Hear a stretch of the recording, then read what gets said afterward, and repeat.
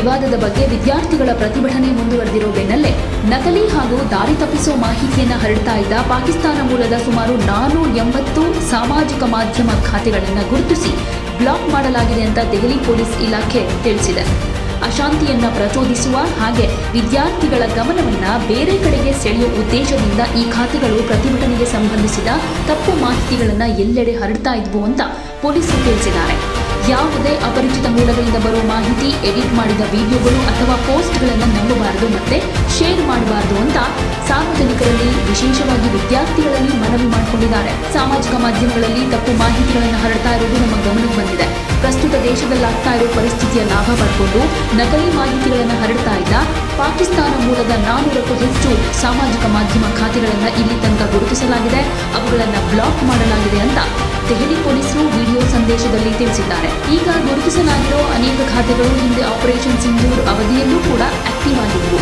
ಇಂತಹ ಸೂಕ್ಷ್ಮ ಸಮಯದಲ್ಲಿ ಜನರನ್ನ ಪ್ರಚೋದನೆ ಮಾಡೋದು ಹಾಗೆ ಅವರ ಗಮನವನ್ನ ಬೇರೆ ಕಡೆ ಸೆಳೆಯೋದೇ ಈ ಖಾತೆಗಳ ಮುಖ್ಯ ಉದ್ದೇಶ ಅಂತ ತಿಳಿಸಿದ್ದಾರೆ.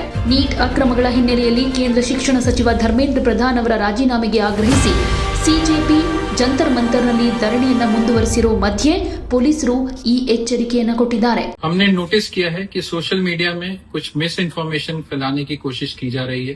अभी तक 400 से ज्यादा Pakistani social media handles identify किए जा चुके हैं जो इस सिचुएशन का फायदा उठाते हुए फेक कंटेंट और र्यूमर स्प्रेड कर रहे हैं.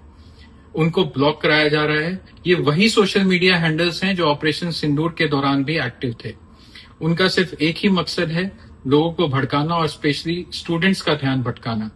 मेरी आपसे अपील है कि बच्चों की सेफ्टी के लिए किसी भी फेक पोस्ट, एडिटेड वीडियोस या एनोनिमस हैंडल से किया हुआ कोई भी पोस्ट के भड़कावे में ना आए.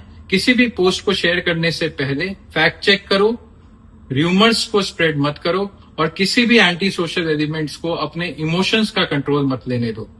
याद रखो कि पीसफुल प्रोटेस्ट करना आपका अधिकार है और दिल्ली पुलिस इस अधिकार का रिस्पेक्ट करती है. जय हिंद.